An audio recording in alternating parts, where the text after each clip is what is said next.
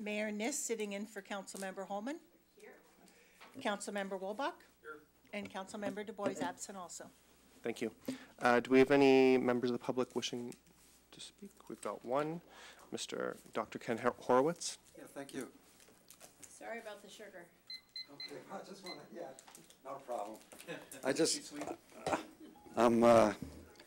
I'm here because, as you know, I was advocating for a soda tax for this particular year, but unfortunately, for this particular time, the council voted to move it to the Policy and Services Committee for further analysis, and so I'm really here to just encourage you to do so in this next few months. I'll be gone in August and part of September, so I can't kind of follow it, but I'll be back to follow it. But I wanted to leave with Chairman Fine just some information that I've already left but a letter from Dr. Jim Krieger, who is head of an organization called Healthy Food America, which basically is offering his services for putting a tax measure on the ballot. And there's a number of publications that you might want to look at. One is a policy profile of all of the 7 cities that have already passed a soda tax, 4 of which are in California, and some of the fact sheets regarding sugar and chronic diseases. And so I wanted you to have that. Again, the letter from Dr. Krieger, and some other information that will help you in the coming months to put together a good ballot measure. And it would be great if you could do that, you know, as soon as possible, so that then I can go out and look for funding from different organizations. A number of organizations told me that once the city council puts it as an ordinance and then ultimately go on the ballot, they would come out and support it. But they were kind of waiting for the city council to make a decision. So that would really help if we could get that done in the next couple of months.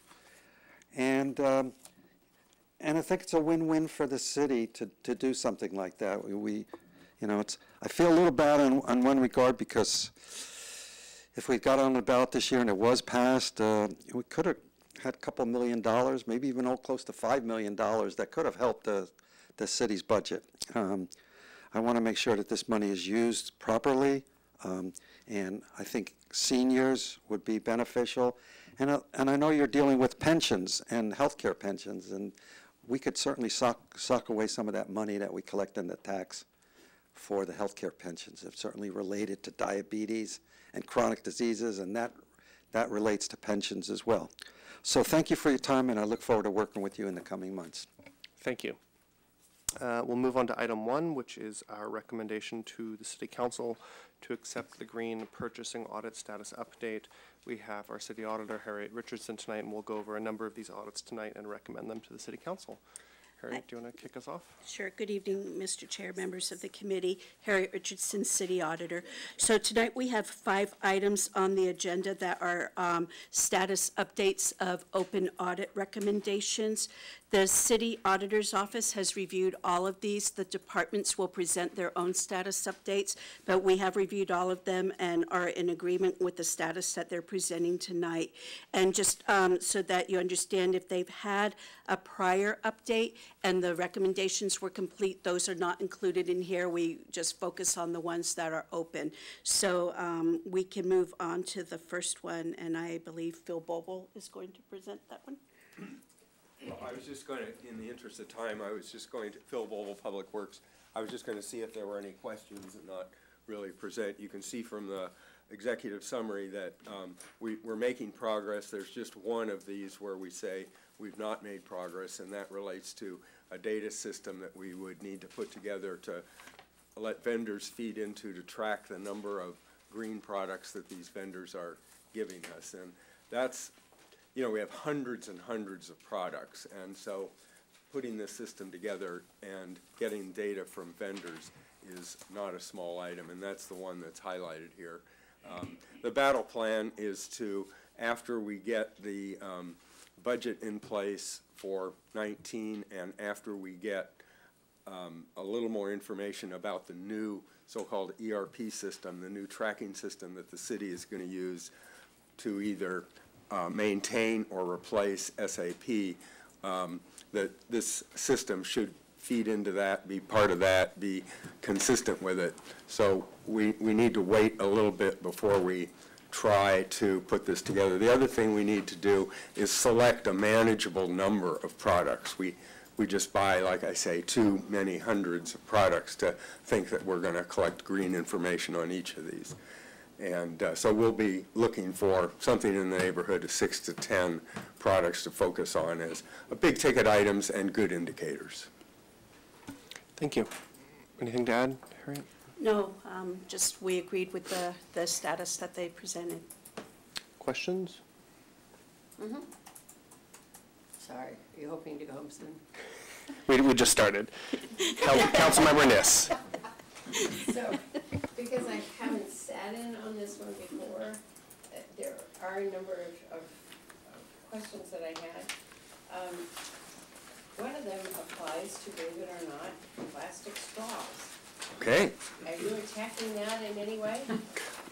It's not on this list unless you count it, you know, sort of broadly and say, well, plastic straws are not a very green thing and you could include it under this umbrella. It wasn't really a finding of the audit group, but we are working on that. We've just noticed that just within the last couple of months since our Girl Scout presentation, actually, a bunch of jurisdictions have banned them. We had thought we'd put together a plastics reduction plan in general before we started picking off individual items, just to make it easier on our grocery stores, restaurants, so they could see the big picture of where we were headed rather than piecemeal them one by one. But we've kind of changed strategy now in light of the fact that there's such a movement really nationally and internationally. Yeah, all of a sudden. And it is kind of a, yep, Girl Scouts helped us along. And it is kind of a no-brainer. We were thinking of maybe putting the plastic stir straws in the same category and maybe packaging those two as our first two under the, what I'd call the new plastics initiatives. Of course, we've done bags, we've done styrofoam to a certain extent, and you'll probably see more on them as well. But yes, we are on a parallel track to our plastics plan. We're going to go ahead and initiate something separate, probably on straws and stir sticks. So apparently there are any number of different straws now. And I was Yes. at lunch today, she handed us a straw and she said it's compostable. Yes. It's okay. That's And I right. thought, how interesting that's already, we happen to be in San Francisco. Pardon? Your mic. Hey, not put on my mic. Sorry. Also, at our house, we have ordered some metal straws, and they come with a cleaner, and I'm going to presume that they can go through the dishwasher and so forth. How many of you in here use something other than a plastic straw? Put up your hand if you reject plastic straws. Good.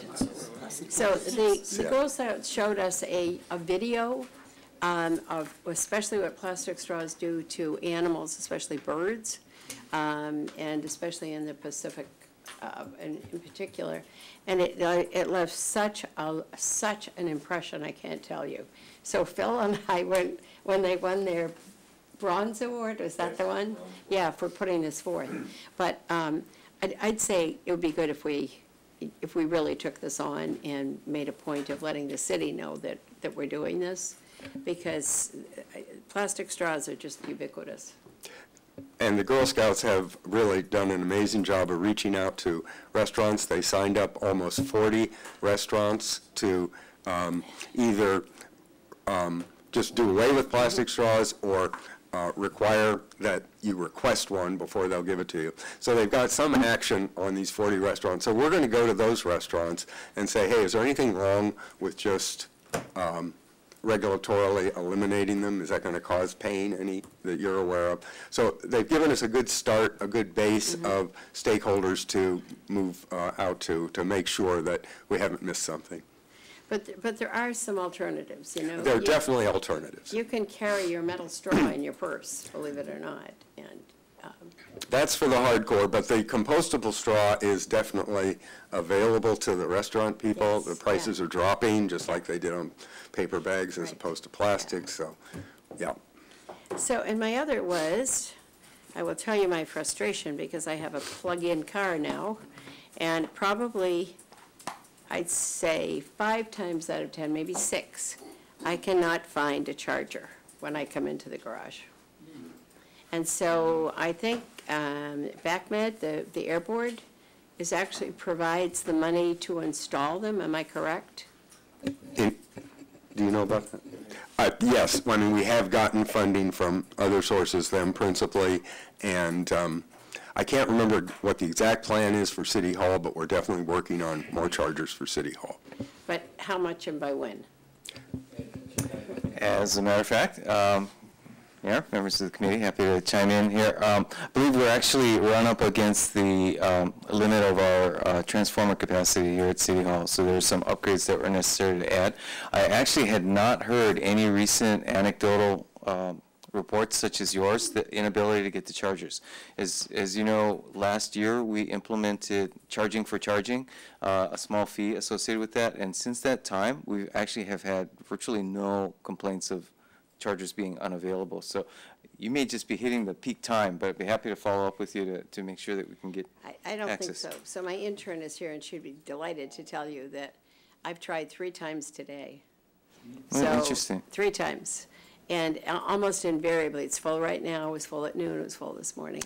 Well, and So people you- have discovered that not only does it charge it, it's a place to park for 3 hours.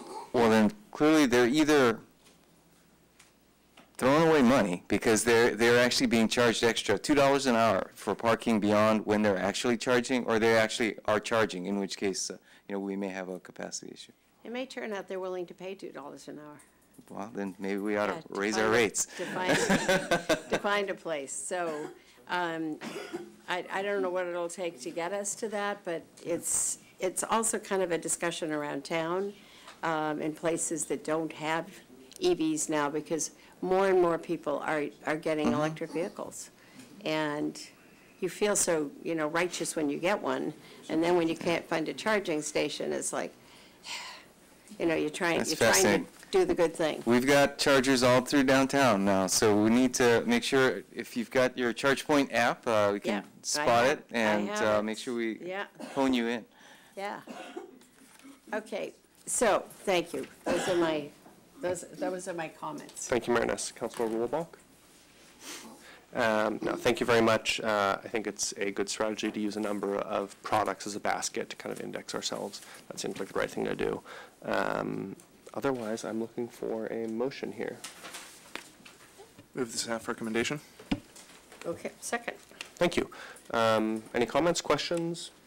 Shall we vote? All those in favor? Aye. Thank you. That's 3 in favor with Councilmember Du Bois and Holman absent. Thank you. I guess you've seen a lot of this before. Yes. Right, yeah, whereas I haven't, so. Only the last one we haven't seen before. So next up is a similar recommendation of status update on the audit of parking funds and approve the consolidation of residential parking funds. Thank you. My name is Sherry Nixon. I'm the Senior Management Analyst for the Planning and Community Environment Department. So we're coming to you tonight with the audit of, status update of the parking funds audit, and asking for your recommendation to the City Council to accept the update. And we're also asking that you recommend to the City Council to authorize us to consolidate the residential parking funds. So let me start a little bit on the audit first. The audit was completed in December 2015, and to date, all but one of the recommendations have been completed. We established, I had a flu a couple weeks ago, it's still with me a bit. But we had established a parking work group, and it's made up of all the departments, the representatives from all the departments that administer the parking funds. We continue to have that work group meet on a quarterly basis. The work group is working on this last piece, which is a set of procedures and protocols to make sure that the appropriations, funding sources and capital expenses for the garages are appropriately tracked. And we anticipate having that audit recommendation completed by, at the latest, winter of 2020. But we hope to have it done before then, the latest being when the garages are anticipated to be complete. So staff also recommends the consolidation of the residential parking funds into one fund. Since the audit was completed, we've had several additional RPPs established. And when building the budgets, we've done separate funding for each one of those, as requested by the audit. But we found that doing that has not really achieved the intended goal of the audit. As new RPPs have been added, it's become administratively burdensome to allocate the expenses to the proper district, especially for common contractor service, since the service levels fluctuate by each neighborhood. A common fund will make it easier for us to onboard new RPPs, because we usually don't know how much the district is going to actually cost as we're establishing the new RPP. If we keep them separate, when expenses increase for a particular neighborhood, we'll be constantly adjusting the price to make sure each fund stays solvent. And by combining them, City Council can adjust the pricing based on policy, determining which type of parkers bear the burden. This recommendation is supported by the Auditor's Office and by the Office of Management and Budget. We're working towards having the data available and the information that you would want from the RPPs available through other sources, like our planned comprehensive permit and citation system, and we'll be able to provide more complete data than we would get through the separation of funds. We're hoping you can approve our recommendations, and I'm happy to answer any questions. Thank you very much. Councilmember Wolbach. I just want to be clear about something. If we move forward with these recommendations, will staff ensure that we will have flexibility in pricing, availability, distribution of RPP permits to make sure that we can be nimble in responding to changing circumstances? I think that's the plus of this, is that if you put them together, then you have the control of the setting of the price, and it's not based on the revenues and expenses for each area. Thank you. That was my only question. I'll move the staff recommendation. Thank you. I'll second that. Councilmember Marinez, any questions? I don't think so. Since I'm the backfill tonight, I've read this, but I don't have the background that the rest of the committee does.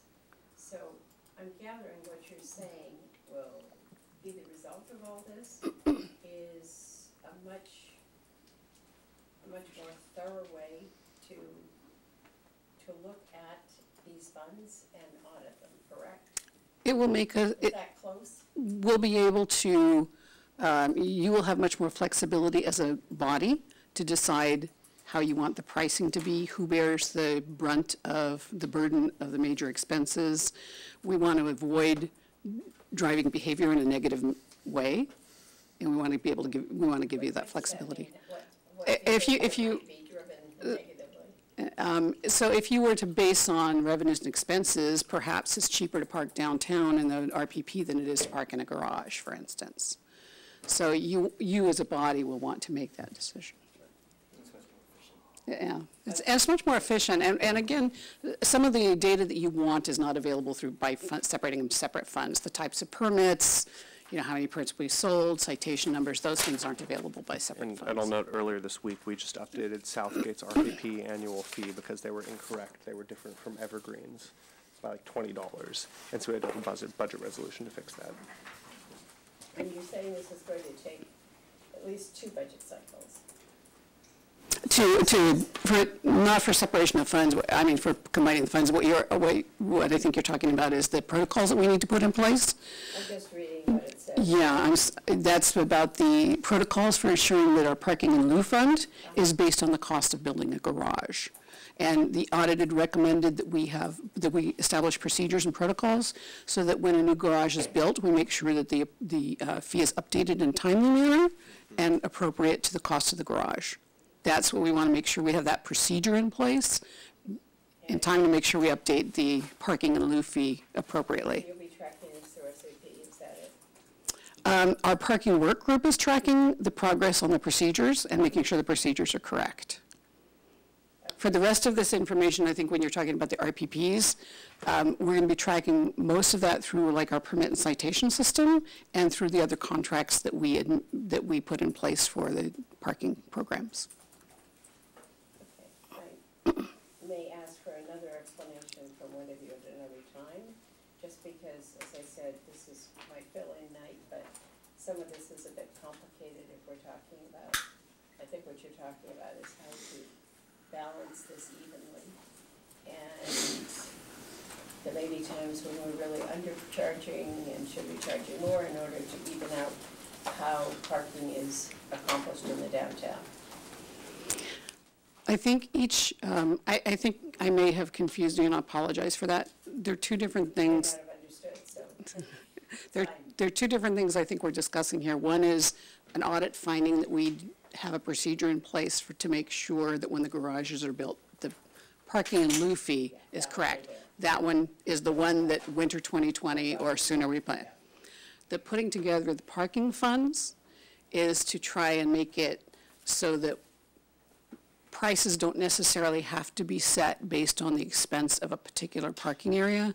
Some of them are much more expensive than others. I mean, I shouldn't say much more expensive, but some are more expensive than others depending on the service needs.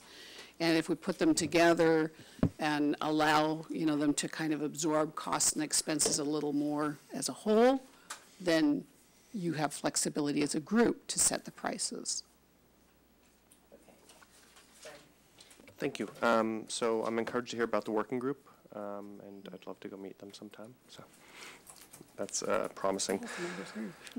Any other questions, comments? Do we have any public speakers on this one at all? Thank you.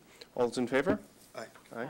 That's 3 in favor, 2 absent. Thank you very much. I would just say, though, be sure to notice this little note that's flipped over on where it says 3A, and it talks about updating recreation team programs annually. I think that might be another, I think that's another audit. It's that one, it's just flipped over, right here. Okay. Thank you. All right. Just to notice it. Thank you. Our third audit tonight is a status update of the Community Service Department fee schedule audit. Jasmine LeBlanc is the business manager for community services. Hi. Jasmine LeBlanc from the Community Services Department. I am here to speak to the Community Services Department fee schedule audit that was issued in February 2017. And I'd ask for your recommendation to accept the status update and bring this to City Council. So the objective of the audit was to determine if department fees cover the cost of services provided as expected in the Community Services Department. There were 3 recommendations, 2 of which remain outstanding. The first recommendation was to update the city policy and budget software related to fee setting. So the city has a cost recovery policy, which currently restricts the ability to set fees above 100% of cost recovery. But the auditor noted that many of Community Services Department's fees actually can be set above 100% cost recovery. The same laws that limit that for most of the departments don't actually apply to Community Service Department fees. So the recommendation is to update the language to allow for fees to go above 100% in those cases, and also to update the city's budget system to also allow for fees to go above 100% in those cases. This audit recommendation has not yet been started, but CSD will be working in conjunction with the Administrative Services Department, City Attorney's Office, and City Manager's Office this summer and fall, and anticipates completion this winter. And the other outstanding recommendation was to better align our SAP cost centers with actual programs within the Community Services Department to make it easier to identify the true cost of each program area and better be able to actually recover costs within our goals. So as parts of the fiscal years 2018 and fiscal year 2019 budget processes, we made many adjustments to cost centers within the Community Services Department and anticipate that we will only have minor cleanup to do as we get into fiscal year 19. So we expect that this audit recommendation should be completed this fall as well. Thank you. Any questions? Councilmember Wolbach. So we now understand that some of our fees can be set higher than cost recovery. But there's also the broader question of whether we should be charging as much as possible for every fee. And it raises policy questions beyond the fiscal, or adjacent to the fiscal responsibility questions. And I'm not sure if I have a good way to phrase this as a question, but it's an ongoing concern of mine that some of our fees, including in CSD,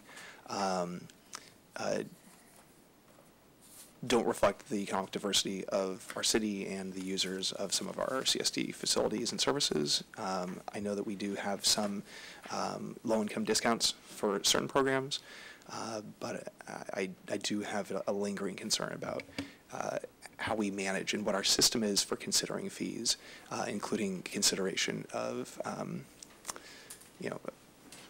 of whether we should be maximizing cost recovery. Basically, I'm skeptical that cost recovery is the appropriate model, and I'm wondering how much consideration is there of that within CSD? So before CSD answers, I want to address it from the audit perspective. Mm-hmm. So we weren't saying that you should recover all costs. What we were saying is that you should have the flexibility where it makes sense to be able to recover costs or charge market rate, which may exceed the cost when that makes sense. Right. And then we left it to CSD to determine how to implement that. So Thank you for the clarification. That was what I thought, so it's good to have that clarified. Right. And just to add on to that, the audit recommendation that is implemented was a pretty thorough update to CSD's procedure to identify what bucket, essentially, of cost recovery to put each different program in. So the vast majority of our programs are in either the low cost recovery, so 0 to 30%, or the medium range, 30 to 70%. The typical medium range are classes and camps that people are enrolling in, and the low is most everything else that you might think of for our department: special events, access to open space and parks, classes that we identify as being sort of essential life skills, human services programs. Hey, can you remind me where swim costs are in there? Swim cost is in the medium, but I do think there is some debate potentially about whether the basic swim programs might be actually more of that low cost recovery because it is a safety skill. But so far we actually we haven't received too much feedback that setting it at the medium range is actually keeping people from participating. And as an aside, as we've actually got I think it's 3 or 4 times more kids enrolled in swim lessons this year than we've had in the past several years, despite it being at the medium cost recovery range. Okay. Well, I don't think it's agendized enough, and I don't want to keep us here to get into a deep conversation about that tonight, but I appreciate that insight, and I'd be happy to have either whether staff has it on their own or have council involved in a broader conversation about that at some point in the future, but I don't think that we need to dig into it in great depth this evening. I mean, I would personally lean more towards the side of saying that should be lower cost recovery, but I don't think we need to include that in the motion tonight. Marinus? So there are some areas where we don't even think about cost recovery. And of course, in our parks is one, and Foothill Park in particular. And I was there the other day, and I have forgotten. Do you remember what it costs to run it a year, manage it a year? No, I don't have that data on Ballpark? hand. Oh, it's, we have rangers there every day, 7 days a week, from sun up to sundown. So, it's the parks and open space division is, you know, $4 or $5 million, so, or But more. for- So I would say, It used to be, I hate to it used hazard to a be guess. 750, and I imagine it's probably up to $1 million by now. It's at least that if you add in all the contracts to maintain the miles of trails that are up there and just to keep you know, the buildings, you know, safe and have staff there, it's significant. So I think one of the areas where we don't do a good job, I mean, we're talking now about cost recovery, which is great. We should talk about areas at some point that where there is no cost recovery and where the city takes on the responsibility of taking care of our 36 or 7 parks and our many, many acres of foothill and so forth, because there are lots of areas where there is no charge and where, you know, you have access to fabulous open space and a lake and a this and a that. It's hard to catch fish in the lake, by the way, as it turns out. We tried. So that's one of the things I would like to see. It's not part of this per se, but it's one of the things we could take on as a city to say, you know, here are some of the things you get for when you pay your taxes, because while we have cost recovery at the variety of different places, we sure have a lot of places where there is no cost at all, so there is no recovery. So Mayor Just saying.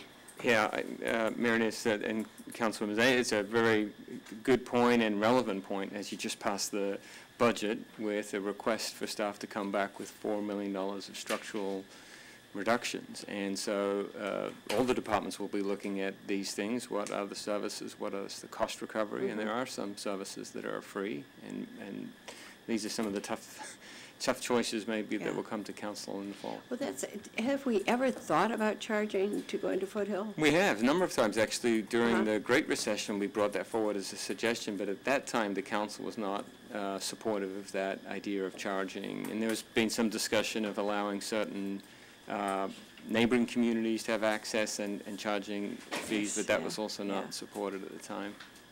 So it has been looked at. Yeah, it's not popular to charge for parks. It just isn't. But, you know, given the cut that we have said we would make, we really do have to look at areas where could we do something. That's it. All right, thank you. Thank you for the audit, promising work. It'd be nice also to see other areas where we may be able to recover above 100% cost and just have that kind of flexibility. I'll make the motion to move this status update. Second. Second by Councilmember Wolbach. Questions, comments? I'll speak to the second. Sure, please. Picking up briefly on the mayor's comments, I know I've mentioned it in the past, and I think this is a good time to consider charging for parking in Foothills Park, also allowing non-Palo Alto residents to park in Foothills Park, and providing 100% discount on that parking fee for Palo Alto residents. So we could charge, say, $20 to park your car. Palo Alto residents get it for free. So I look forward to that conversation in the future, and perhaps with our budget challenges, my colleagues will be more interested in it than they were in the past. Thank you. So the last I heard is that the cost of charging people to enter Foothill Park would exceed the amount of revenue we would receive from it. So it makes it a little hard, but there's a good, there's a motive in there. And anyways, shall we move this one forward? All those in favor? Aye. Aye. Thank you. 3 in favor, 2 absent. Thank you all. On to number 4. This is a Policy and Services Committee recommend the City Council accept the status update on the cross-bore inspection contract audit. This was a big one for us and got a lot done in a lot of different ways.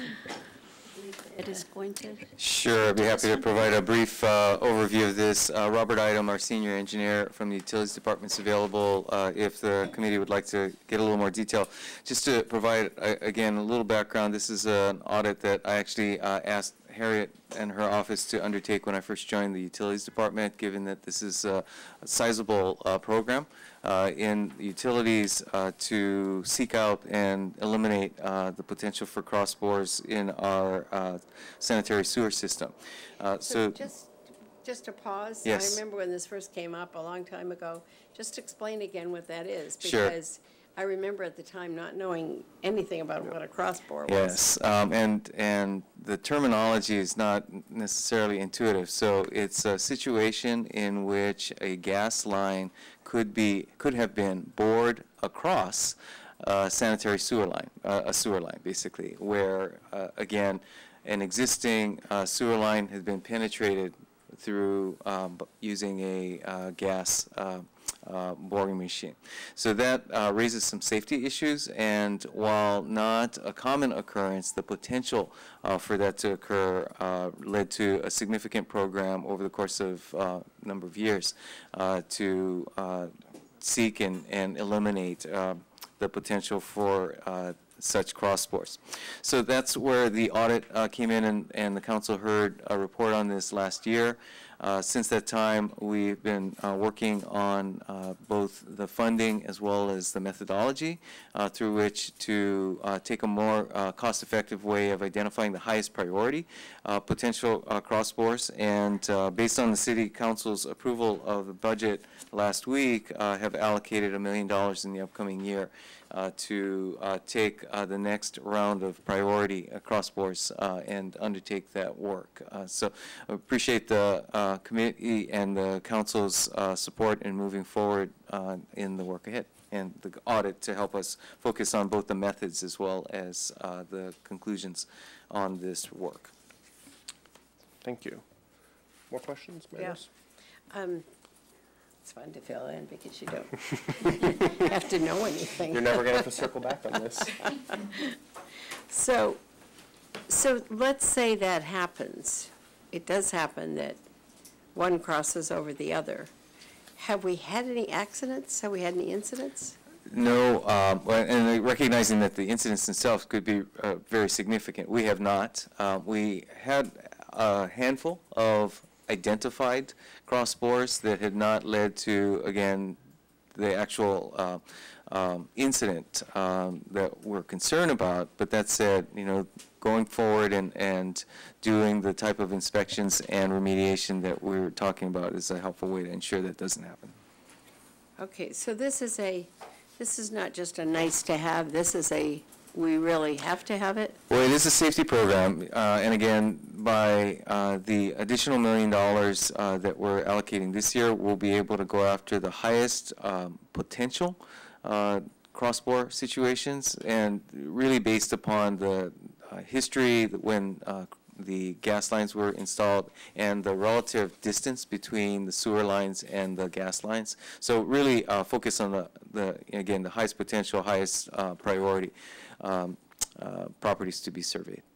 But it is pretty laborious work, as the audit found, that, you know, given the conditions that sewer lines get into over the course of decades, it can be very difficult to confirm with certainty the absence of a crossbore. And that's really where the cost and the complexity of the work comes in. Just thinking of ways we can save $4 million as we go along. Yes, and I appreciate that. This is funded through the gas utility funds, not a general fund That's good to know that, good. So it won't do any good for the general fund. Okay, thanks. Councilmember Wilbach. I'll move the staff recommendation. Thank you. I will second that. Any comments? Yes. I think that it's important that this audit's been done. I appreciate Assistant City Manager Shikata for having initiated it, and the auditor for having done the audit, and the utility staff for having followed up on it. I think this is an important one. I think everybody who's been paying attention to it agrees. The upcoming RFP for Phase 2 is a good opportunity to demonstrate that we've learned lessons and we've effectively understood where to improve, and we are acting accordingly. And so I think that the recommendations from the audit and the expectation that the upcoming RFP, which is aimed to be done by this year, by this calendar year's end, I think it is important that we not only do the prioritization of the high risks, but that we also implement and demand implementation according to the high standards that are identified in the even right here in the staff report. And I think we'll be continuing to keep an eye on this one because it has been such a challenge in the past and controversial. And so I know staff will be will be doing their best to make sure that from here on out it goes forward smoothly. And again, I appreciate everybody's work on this. Thank you very much. Happy to support this one. Any last comments, questions? All those in favor? Aye. Aye. Thank you. That passes 3-0 with 2 absent. And I believe we're on our last status update. This is the accuracy of water meter billing. I'll report on this one also. We've got Dean Batchelor, our Chief Operations Officer from Utilities, also here to rescue me should I get into deep water, as the case may be. This audit really relates to billings, not a safety issue, but certainly a financial issue. We want to ensure that our water billings are accurate for all customers and customer classes. We have had a number of areas of follow-up, and so the work is really well underway to deal with a number of dimensions, including verification of existing installations. Over the course of decades, I think some of the records had not been adequate, and as a result of the audit, had been able to confirm that additional inventory would be helpful to ensure that records are accurate with what's actually installed and billings correct accordingly. We also have an upcoming cost of service study that we'll be doing for the overall water rates, through which we'll be looking at consolidating a couple of the meter size ranges that had to date differential fixed charges associated with them. So that can also eliminate some of the differential that exists for relatively small impact on what residents would see on their bills. And beyond that, we have also been making progress on the standards for the electronic meters, as well as the specifications that will be used in upcoming purchases. So with that, again, happy to provide any more detail as the committee might like. Thank you very much. There's a lot going on in this audit, and many recommendations and many still in progress, so I'm sure we'll see another update and finalization of this. Councilmember Wolbach. Move the staff recommendation. Thank you. Just a couple of things. I'll second that for the clerk. You seconded it already? Yes. I'm happy to hear your questions, though. You have an advantage. So part of this had to do with some overbilling and some underbilling, right. Correct? And we said, okay, with the overbilling, we'll charge you. But with the underbilling, not so much, right? It was actually, let's see, we arranged for a credit when there was a underbilling, yes. Well, I'm sorry, I'm going to get this straight. Dean, I think I actually do need your help on this one. Oh, Anna. Anna Vong from Utilities Administration can clarify the actions that were taken. Because that seemed to be a policy type of thing. Good evening. For overbilled, we did provide the customer a credit to their utility bill. Yes, and then for the ones that were underbilled, this is where we had the where we had the rules and regulations where we updated. We revised. Yeah. I'm sorry.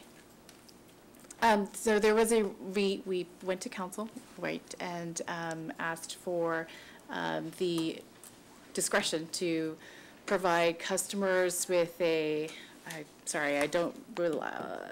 credit. I'm sorry, undercharges of up to $500 per incident. Is that right? Subject to a 3-year retroactive. Yes, that's correct. Where the city was responsible for the error. So we made a change with the council approval to provide a waiver of any extra charges in that case. Okay. And in those cases, what you have done is presumably fixed the situation, correct? That's correct, yes. We've corrected both the records as well as the billing going forward. Okay. And where are we now in this?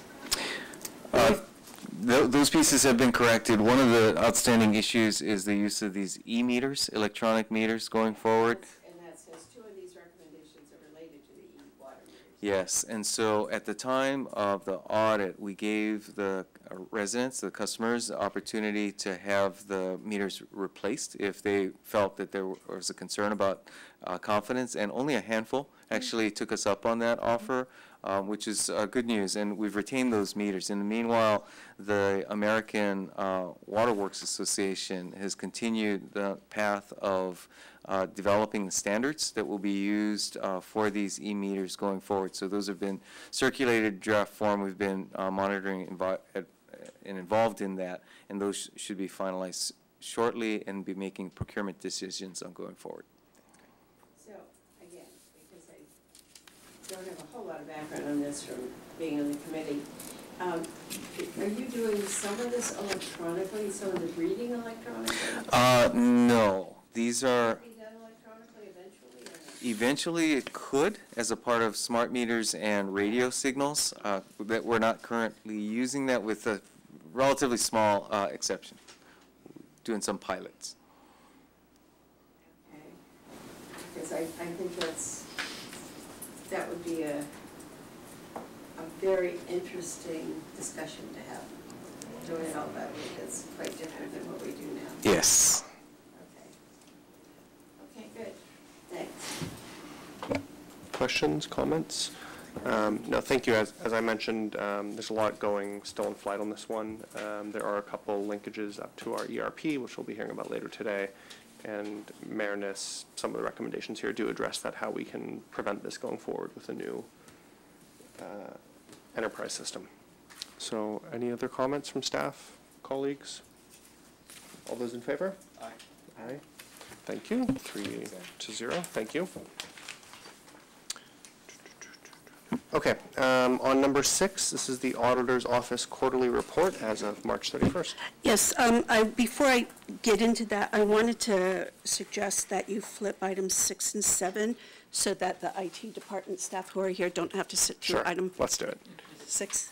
Let's take up item number 7, the Policy and Services Committee recommendation that the City Council accept the ERP Planning, Information Technology, and Data Governance Audit. Hello. Welcome. Yes, I know I hit the wrong thing there.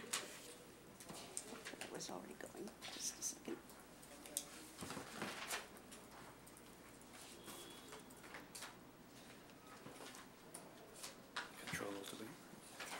Yeah, it was on the password thing.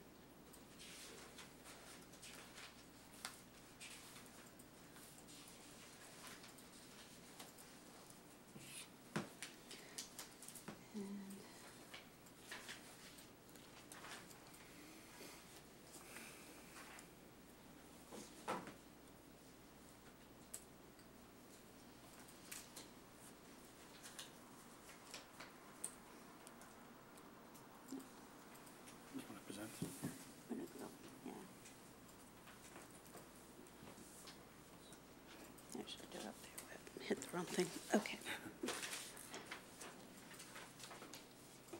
Okay. So this is the ERP Planning, Information Technology, and Data Governance Audit. So the impetus for conducting this audit is that we are getting ready to embark on a new ERP system, in our office, the auditor's office, is doing a series of audits in preparation for that to help identify areas where we need to make sure that we are on track for having a successful ERP implementation. So this audit had 2 objectives. The first one was to determine if the city has information technology governance policies and procedures to align the system's information technology systems with the city's goals and objectives, and if it has data governance policies and procedures to maintain the confidentiality, integrity, available, and usefulness of the city's data. So the audit had 2 findings. Our general conclusion was that the city does not have either a sufficient information technology or data governance structure, but that the information technology department has implemented project-specific governance processes. And just for a little background, IT governance is commonly defined as the organizational structures, policies, and processes to ensure that information technology supports an organization's objectives and strategies within its budgetary and staffing constraints. And data governance is actually a subset of IT governance, and it focuses on data management by providing the guidance necessary to ensure that data is managed as an asset throughout an organization, including its availability, usability, integrity, and security. So the Palo Alto Municipal Code identifies duties of the Information Technology Department, including to direct and manage interdepartmental technology governance, planning, and coordination activities to accomplish specific citywide objectives. Although departments are recognized as the data owners, they need the overarching guidance from the IT department for what is expected of them, including their roles and responsibilities to manage their IT systems and data. The audit had 2 recommendations. So developing both an overall information technology governance structure and a data governance structure prior to implementing a new ERP system are essential to ensure that implementation and ongoing operation of the system are successful and in alignment with city goals and objectives, and that existing data are accurate, consistent, and complete before being migrated into the new ERP system, and that they continue to remain so after migration. Based on that, we recommended that the city manager place emphasis on developing and implementing strong citywide IT governance structures and policies prior to implementing a new ERP system, including assigning roles and responsibilities and adopting and implementing recognized industry standard frameworks for both IT and data governance. So that completes my part of the presentation. You have the audit in front of you. We do have a recommendation for the council to accept the audit and recommend that the city council accept the audit. But now I'm available to answer questions, and Jonathan Reichenthal is also here to answer questions. Thank you, Jonathan. Do you have anything to add before we go to council questions, or?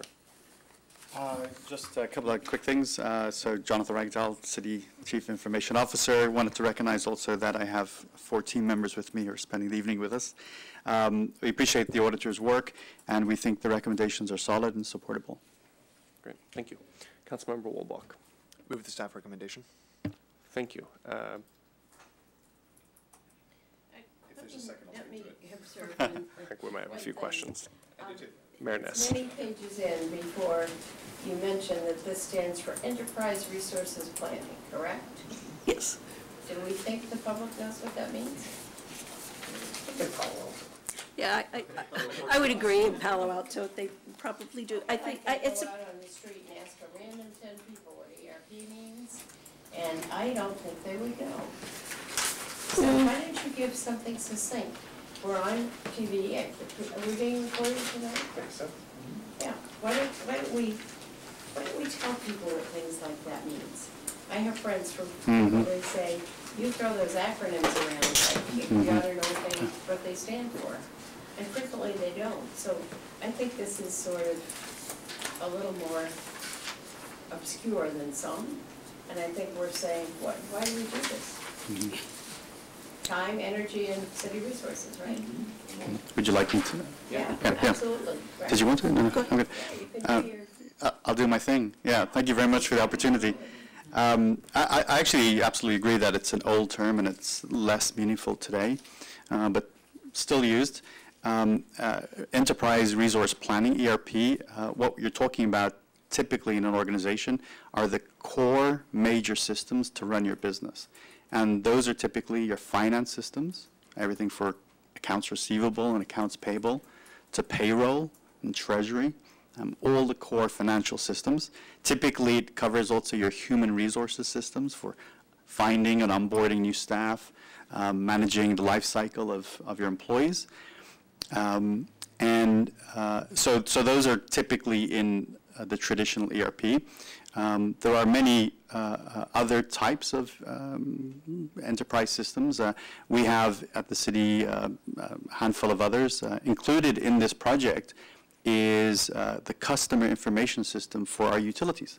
And this is, for example, when you call in as a customer of our utilities, the agent, who's here in this building, can bring up your file and say, hey, we know where you live and we know what services you have and any other issues you have related to maybe we're working on a problem for you. And so to add another acronym, so that's CRM as part of the ERP, Customer Relations Management, right? CIS, Customer Information System. That's how you, okay, I've heard CRM as well. Yeah. We're not looking, we do have that at the city. We do have a Customer Relationships Management product that utilities uses. But that's not in scope for this project. So when we talk about it as a city in our project, we're talking about finance, all our finance capabilities. We're talking about HR. We're talking about inventory and payroll. And we're also talking about the information system, the customer information system for utilities. That's our scope. Yeah, it is. I mean, it's a big gulp. It's big. Is that what you wanted to tell me, to turn on my mic? Yes, no, I think it's an impressive system, and impressive that we have that. And I think that's another thing that the public doesn't know a whole lot about. I know. Yes. I mean, it's sort of, you can call, you can get lots of information. Most people don't know this is, provided. So, do you have any of this on that new system? Maybe it's old now, OpenGov? Oh, so we do actually. Palo Alto is a I don't know how old OpenGov is, but I thought it was relatively new. It is relatively new. It started really out of a conversation between me and Lalo Perez about 5 years ago. We're very proud. The company is worth about $250 million today, based out of Redwood City. We were their first customer as well.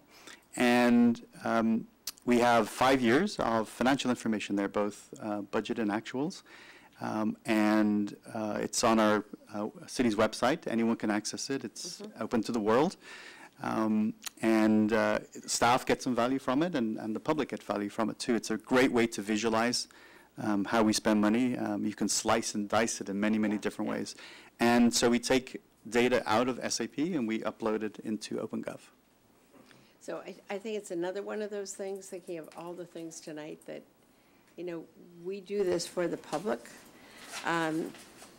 There's so many things we do for the public, and frequently we do things that make the public angry at us. But there's some things that make their lives easier. And OpenGov is one of those fascinating apps that it's like, wow, I presume you all know about it, right? You're smiling? Does that mean yes, or does that mean interested? But I think we should let the public know more about this, about the fact that OpenGov exists and so forth, because they may see it on the site, but not go to it.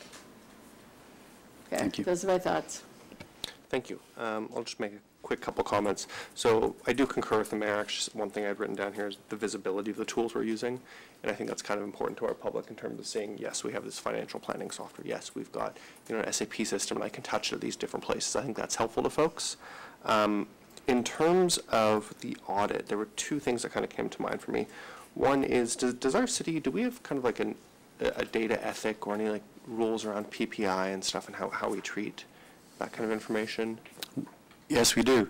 Yes, we have a, so PI is personal information, and PII is personally identifiable information.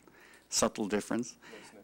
And the city does have a formal information privacy policy, which talks about how we handle data and different types of data. Not all of it is private. Actually, the vast majority of city data is not private. And we also have an information security policy, which also covers aspects of data security at the city, roles and responsibilities, and repercussions. Permissions, okay. And the last question, I think, Harriet, you mentioned the word usefulness. And I was wondering, how do we measure that? Like, how do we know which of these things are most useful? Right. You want to be collecting data that you can use for decision making. And let me give you an example. As going through the performance report transition, one of the things we're looking at is the data that we're collecting in the performance report each year.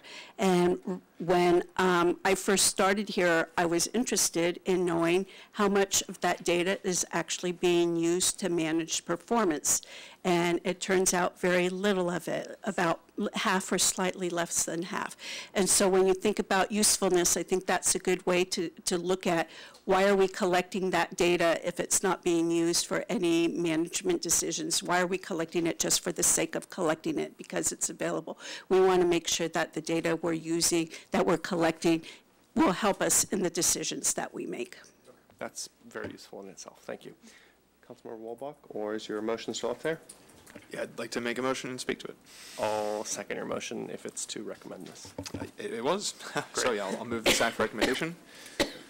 Okay. Although I was quick to move the recommendation, I don't want to be quick to brush over the importance of this audit.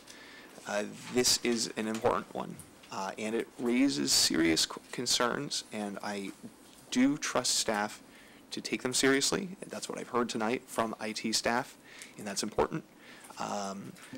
One thing that we might want to see by the time this comes to council is more clarity about how we can ensure that we don't transition to a new ERP system before we're ready for it, right? And that transition happening smoothly is going to be very important.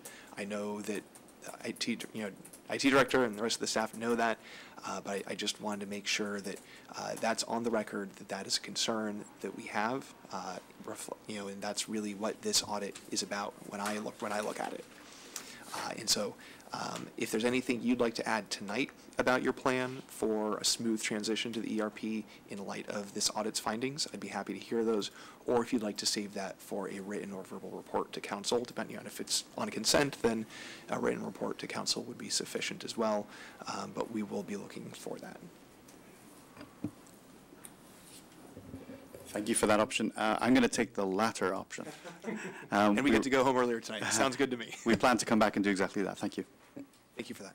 Yeah, I would just concur with my colleague here.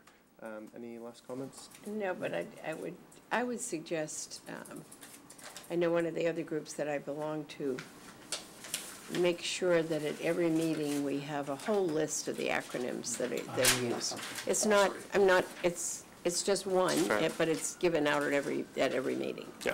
And it's 4 pages. It's my So let me, area management. yeah, let me ask you. Because there are so many acronyms that we toss around. Right. Let me ask you a quick question in response to that. So in our audit, we do put a list of abbreviations, but we really only put what they stand for. So would it be helpful in our audit reports if we put a brief little description of those? We do them on our table of contents page all the time. But it would also be good just for us to have a list of these acronyms. And not just these. I mean, we throw around things like FAR and, whatever else it is that people often say. People are embarrassed to ask. Right. They don't want to say, so what does that mean anyway? Yeah, the things that we're casual about. So just more public information is always a good thing, I think. In IT, we have an acronym NAZ, no acronym zone. I need one of those in the city in general. Anyways, all those in favor of the motion to recommend this? Aye. Thank you very much. Terrific. Thank you so much. You sound relieved. And we'll move on to our last item, number 6, which is switched to the end. This is the auditor's quarterly report. Thank you. And this is for the third quarter, January through March 2018. The delay in getting this one out. Maybe we shut the door. You're just really hot, Corey. I can close it at this point. It was pretty warm over there. Is that I wasn't available for the May meeting, so the timing, we're usually about 6 weeks beyond the quarter to get these out because of the timing of getting that when the quarter ends and getting them on, in the agenda planning system, it doesn't work. So we're usually about 6 weeks out, but we're an extra month out this time. So a few activity highlights starting on your packet, page 39. So we engaged our consultant, Muni Services. It's our consultant who helps us with recovery of sales and use tax, to conduct a study session for City Council in March regarding sales taxes and their trends. An interesting point that came up at that meeting was that it was right about the time that the U.S. Supreme Court was getting ready to hear a case on whether online retail sales could be collected, and that was a case of South Dakota versus Wayfair, and the Supreme Court announced their ruling today that yes, the local jurisdictions and states can require online jurisdictions to collect sales tax. So that ruling, if you look on the internet, you should be able to find it. It came out today. So just perfect timing. So, and then this, during this. And that wasn't the Quill decision, right? Yes, well, that's the reversal. Oh, I didn't know what the name of it was. Okay, South Dakota versus Wayfair, yes. Interesting. Yes. Yeah.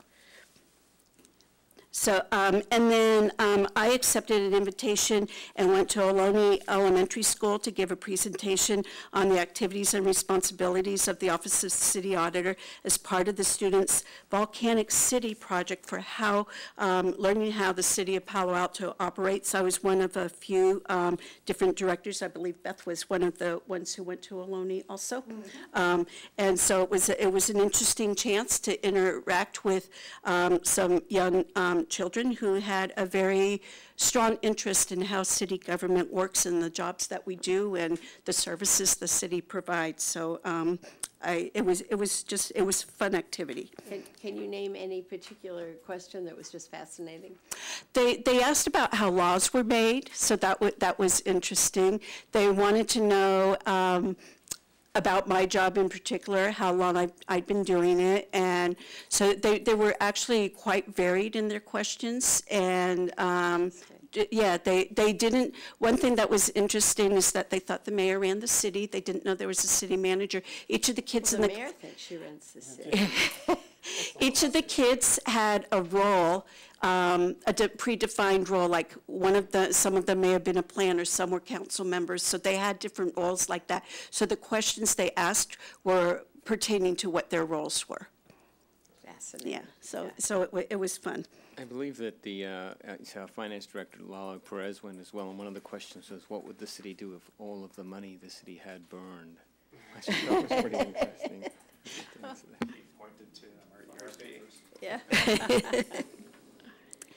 And then we received notification from the Association of Local Government Auditors that our audit accuracy of utility billing, utility water meter billing, I left the word water out of that, would receive the Distinguished Audit Award, which we actually received at the May 2018 annual conference. That's the audit that you heard the status update of recommendations for tonight. So during the third quarter, we worked on 7 audits, plus the enterprise resource planning non-audit service, in which we provide some advisory services to the IT department regarding their progress on planning the ERP project, and the performance and citizen survey items. So the audits, the first one, data and system, IT, information technology, and data governance is the one you just heard presented. We have 2 in progress on data reliability and integrity. The first one is on data standardization, and the second one is on human resources and payroll data.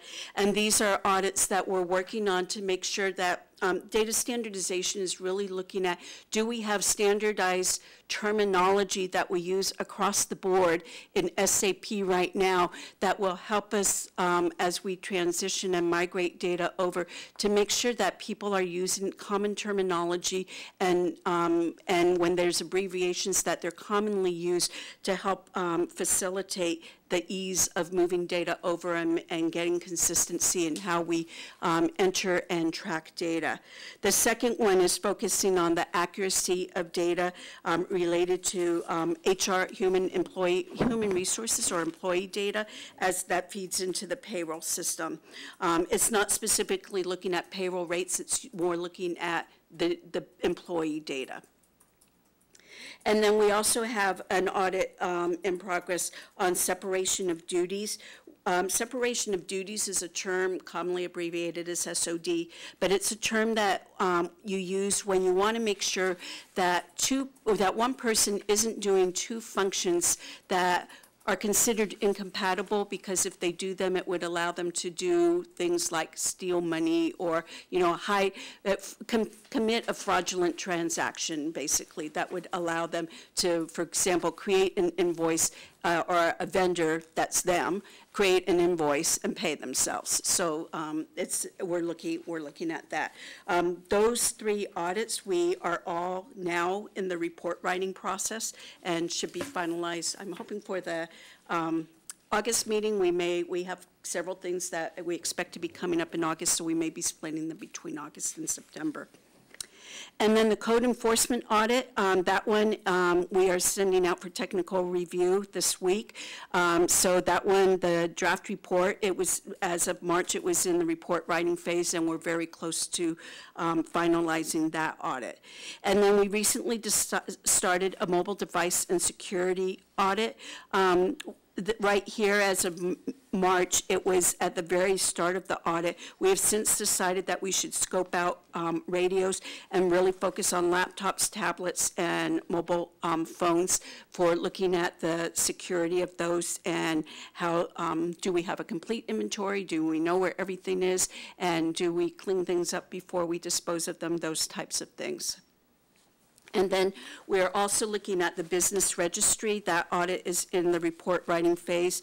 We're looking at the processes that were used to collect data and what recommendations we can make to ensure the accuracy and completeness of that data in the future. The ERP non-audit service, as I described, is really, it's an advisory service where we're, one of my auditors is attending the tactical team meetings that the IT department has had, where they discuss their progress toward identifying a potential vendor to onboard for implementing our new ERP system.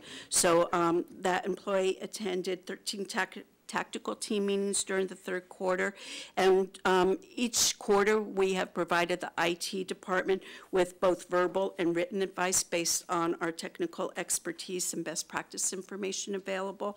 And so we're winding down on that part of it as they go through the planning, complete the planning phase, and then we will revisit how we will approach that as the ERP project moves through from planning to having a vendor and a product selected and designing and implementing the new system.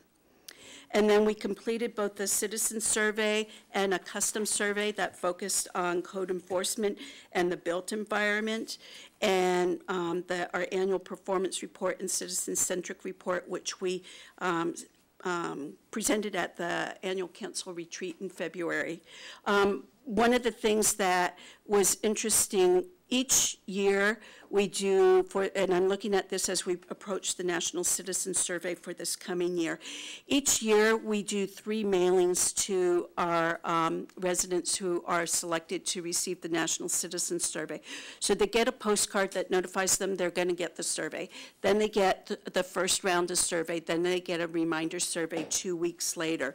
When we did the custom survey, based on the budget that we had for that, we opted to skip the postcard survey, and we got about the same response.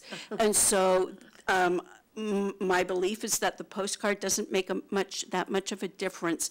And so what I'm looking at this year, I'm in communication with the National Research Center right now to see if I can offset some of the cost of that postcard by increasing the number of surveys we mail out so we get the more residents receiving the survey.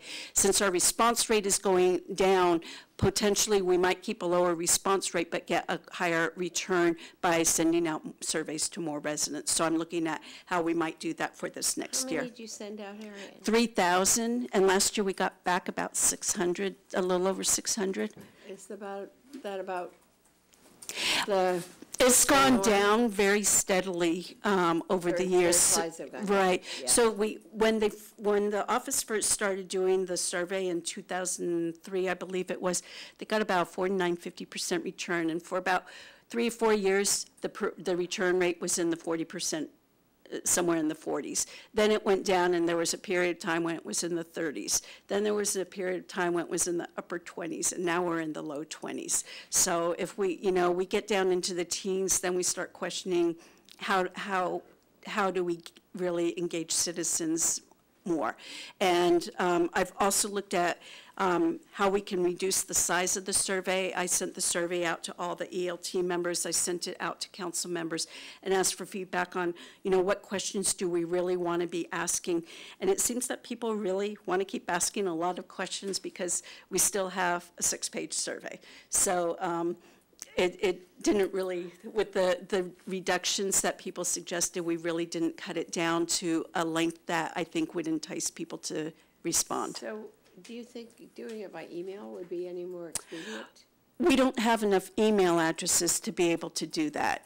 And it also skews the statistical validity when they're opting in because they've given us an email address. So the National Research Center uses a methodology where they get the addresses for all of Palo Alto, and they randomly select based on those. And then when people, even though it's still opting in, do I want to respond or not, they've been statistically selected, and it still allows the results to be statistically valid.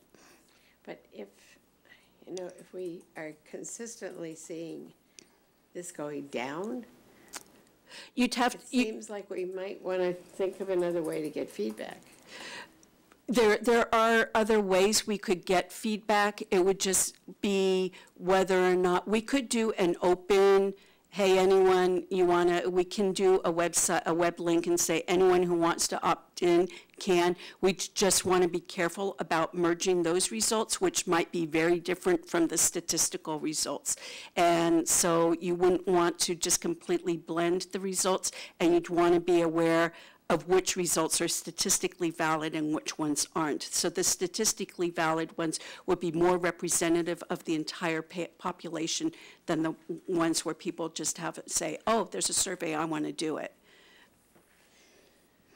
I think, though, I don't know what you guys think, I'd be interested in knowing that as the numbers go down, 50%, I'd guess something pretty representative. Even maybe fall to 35%. But down into about 25%, you're still pretty representative. If we get into the teens, then we have to, our margin of error is going to increase, which is going to mean it's going to be less representative of the entire population. And the reason I'm mentioning this is it's often used as a hammer as much as a tool for a variety of things.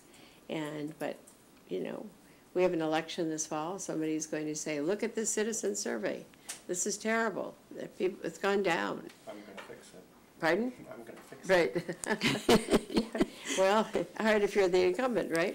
So I'm thinking now, because I know it may not be accurate, but pollsters now are using, beyond phones and email and a whole variety of other things. And our survey is too long to do by phone. So that it would take, means you've got to find a patient person out there right. in an era of impatience right. to get that person to really go through an entire survey. Right, which is why I asked everyone to look at the survey and say, do you really need all of these questions? Which ones are really not important enough to us to be asking? And each department gave their feedback, and we still have a lot of questions. What do you both think? Councilmember Wolbach? I'd actually prefer to let Harry get through her whole presentation and then loop back for Okay. questions. So I'll just end this one. Fair enough. I kind of do agree with the mayor. There are new tools, whether it's we're going out with YouGov or like some of the online polling folks. And then, yes, the survey is often used as a hammer, but I know many of our departments often rely on it for other indicators, which is helpful. They do. And I know, like, for example, Community Services has been able to use it as support for some of the grants that they've received. Right. So, you know, it does serve some good purposes. And the other thing to think about, if we switch platforms, for example, if we go with someone other We than lose National the- Research Center, we lose all the historical data. Anyways, anything else on this? So, yes, let me go on. I'll flip over to page 42 in your packet. So our sales and use tax. So this quarter, we didn't receive any returns, recoveries from the inquiries that my office made, but we received about $41,600 from the vendors, community services recoveries, which brought the year-to-date total to $313,000. And we continue to have a backlog at the state of 39 potential misallocations to be reviewed, but that has gone down from our backlog of 69 at the same time last year. So they've made some progress on going through those. For a long time, that backlog just kept growing, which they said was because they were short-staffed, but now we've seen some of the benefit of that in this high number of recoveries for this year-to-date. The sales tax report you provided in March was very helpful. And Yes. just Community Services or something? Community Services, Yeah. right. Was very, very helpful. Thank you. I'll pass that on to them. And then on the status of audit recommendations, so I have the list here of all of the open recommendations by audit, and you heard some of these tonight, so this list is a little bit outdated now. But as of the end of the quarter, if you flip over to page 47, you'll see the graphs there of how many were implemented by quarter. So 11 were implemented during the third quarter, January through March.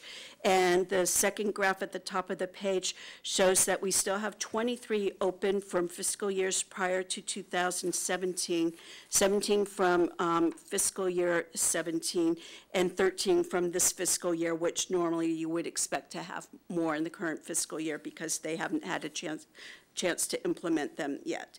So based on feedback from our last quarterly report, I did do something a little bit different here, which this table in the middle of page 47 shows the open recommendations by fiscal year, so you can see which audits they pertain to, how many total audits there were, and how many recommendations are open. So it's somewhat of an aging report, but I added that at the request of this committee based on feedback from last quarter. And the other thing I changed is in the individual audits, pages 42 through 46, I added the department in parentheses after each recommendation so you can see which departments are primarily responsible. And then on the hotline, we have not received any complaints this fiscal year on our hotline, and all of the prior year complaints have been closed out. So that concludes what I have on that, and I can answer more questions. Great, thank you very much. I'm going to move the staff recommendation here. I'll second it. Thank you, Marinus. Thank you for this. This is super helpful. I really like the refreshed format. I think especially at the end, it's kind of nice to see which ones are trailing off and we may need to just abandon, or whether they're obsolete, I don't know. I do go back and talk to them if they've gotten old. I do ask the departments, tell me what you feel isn't relevant anymore, and we review it, and if it's not, we'll close it out. The one that's open from 2011 is still relevant. It's just taken some time to get through that one. Absolutely, that's totally understandable. I also appreciate a number of these. They were kind of alternative recommendations pursued by the different departments, and that just it seems like there's some good cooperation between the auditor's office and those departments when the audits are passed out.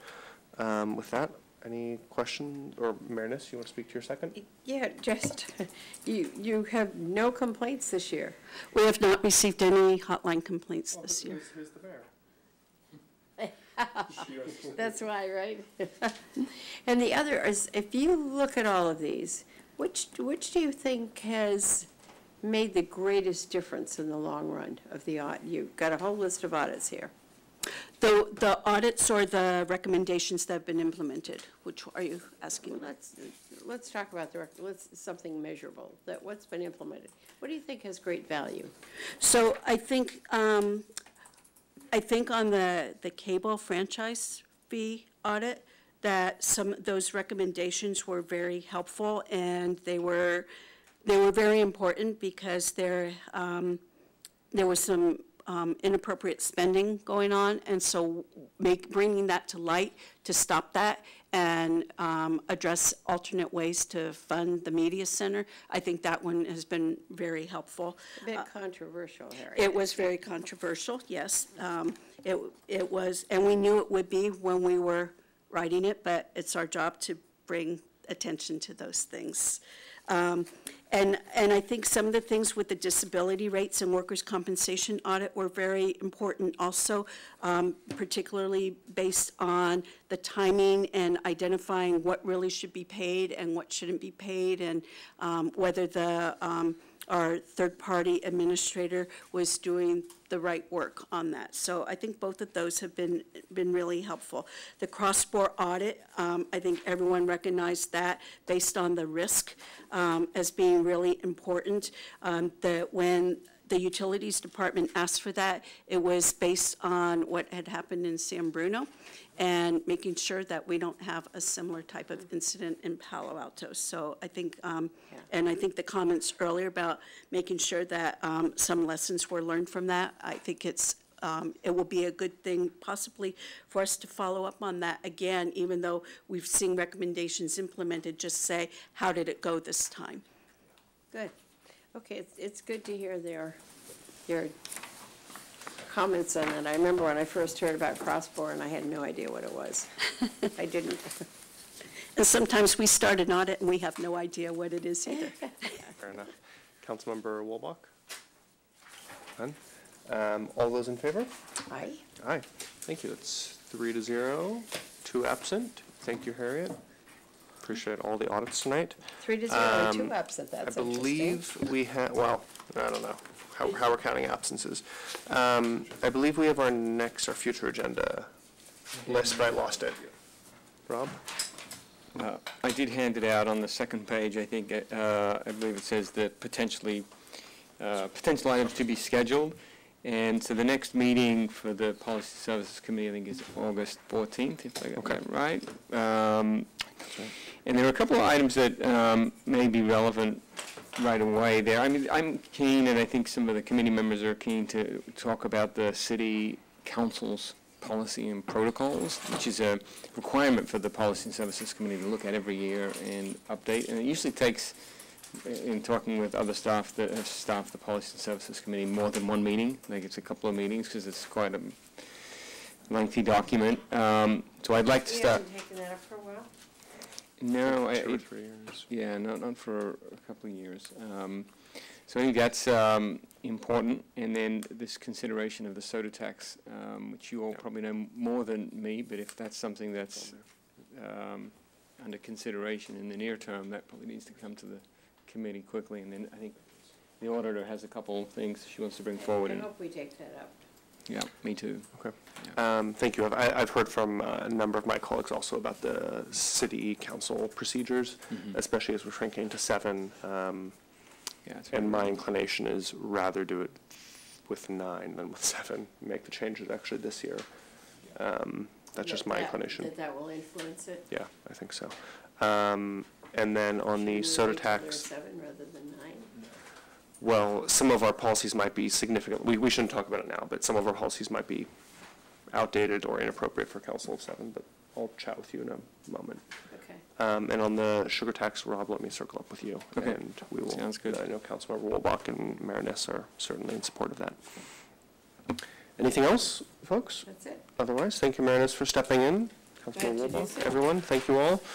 This meeting's adjourned at 7:34. Thank you all. Very good.